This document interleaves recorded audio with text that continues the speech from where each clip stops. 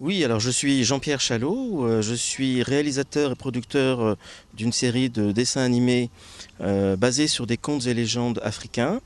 Cette série a été commencée et initialisée au début des années 2000 en Côte d'Ivoire. Suite à un séjour, j'ai rencontré un producteur qui venait de lancer sa maison de production et on a décidé de lancer donc cette série de dessins animés qui était basée sur le principe que l'on partait de contes et légendes traditionnels et que la totalité ou la quasi-totalité des dessins animés devait se faire en Côte d'Ivoire.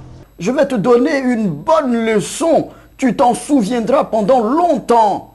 Sur ce, il s'empara d'un gros gourdin et fonça sur le petit ami. Moi j'ai pensé que c'était bien, ça me rappelle mon enfance en fait. C'est des contes en fait mis sur image.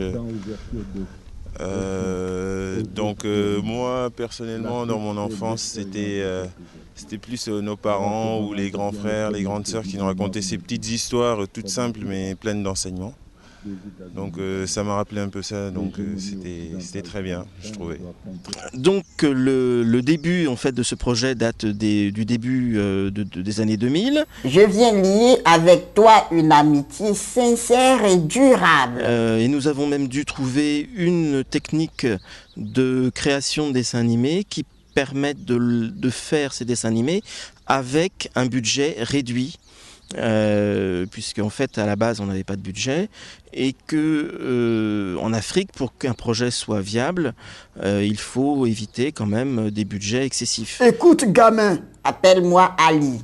écoute Ali, mon souci quotidien n'est pas d'avoir un ami. Ouais, moi je trouve que ça véhicule des valeurs qui sont simples mais explicites dans chaque petit film, donc je pense que c'est bien pour les enfants de voir ça et même pour nous les adultes, parce qu'en fait c'est quelque chose qu'on n'a peut-être pas trop dans notre société, un peu archi-développée avec plein d'informations de tous les côtés. Et là on a des petites histoires courtes qui sont très jolies et qui ont une morale à la fin, qui est à mon avis un bon plus pour l'éducation des enfants. Donc je pense que c'est bon pour tous, petits et grands, et qu'on passe un bon moment. Une grande amitié venait de naître.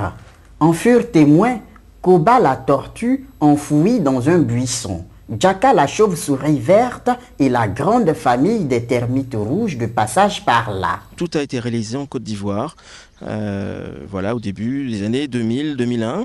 Et puis malheureusement, il y a eu la guerre en Côte d'Ivoire, il y a eu un coup d'État et du jour au lendemain, on a dû tout arrêter. La nuit tomba. Et on ne sait pas si ça va reprendre peut-être dans les années qui viennent, si ça le permet. Par rapport à Kajar, c'est effectivement la première fois que je viens. Nous avons été contactés en fait par Nicole Lebrun qui s'occupe de la partie cinéma du festival. Et donc nous avons tout de suite dit oui parce que c'est bien que ces dessins animés puissent avoir une existence auprès d'un public, et puis c'est bien qu'il y ait un public français qui puisse voir ces dessins animés qui sont réalisés en grande partie et en quasi-totalité par des Africains, et c'est vraiment un produit africain, hein. Puisque je suis le seul blanc en fait qui a participé à ce projet.